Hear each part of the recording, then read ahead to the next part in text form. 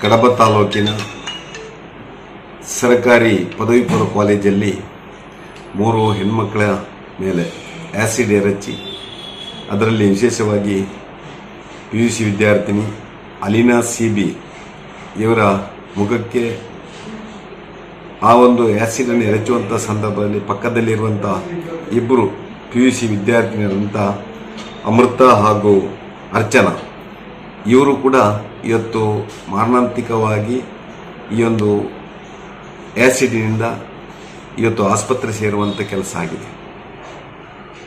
ಇವತ್ತು ಯಾವುದೋ ವ್ಯಕ್ತಿ ಆ ಶಾಲೆಯ ಯೂನಿಫಾರ್ಮನ್ನು ಧರಿಸಿಕೊಂಡು ಬಂದು ಮುಖಕ್ಕೆ ಗ್ಲೌಸ್ ಹಾಕಿ ಮುಸುಕು ಹಾಕಿ ಇವತ್ತು ಈ ಒಂದು ಕಾರ್ಯವನ್ನು ಎಸಗಿದ್ದಾರೆ.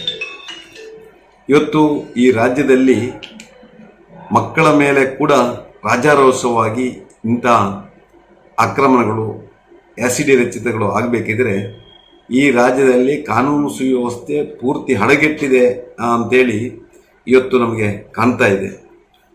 ಯಾವುದೋ ಎಲ್ಲಿಯೋ ದರೋಡೆ ಮತ್ತೊಂದು ಮಾಮೂಲಾಗಿ ಹೋಗಿದೆ.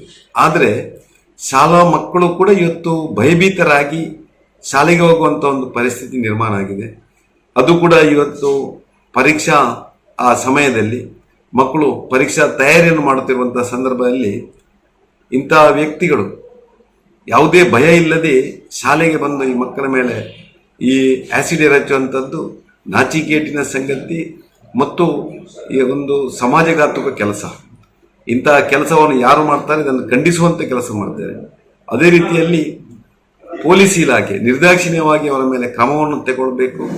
ಇವತ್ತು ಎಲ್ಲೆಲ್ಲಿ ಪರೀಕ್ಷಾ ಕೇಂದ್ರಗಳಿದೆಯೋ ಅಲ್ಲಿಗೂ ಸೂಕ್ತವಾದಂಥ ಆ ಒಂದು ಭದ್ರತಾ ವ್ಯವಸ್ಥೆಯನ್ನು ಮಾಡಬೇಕು.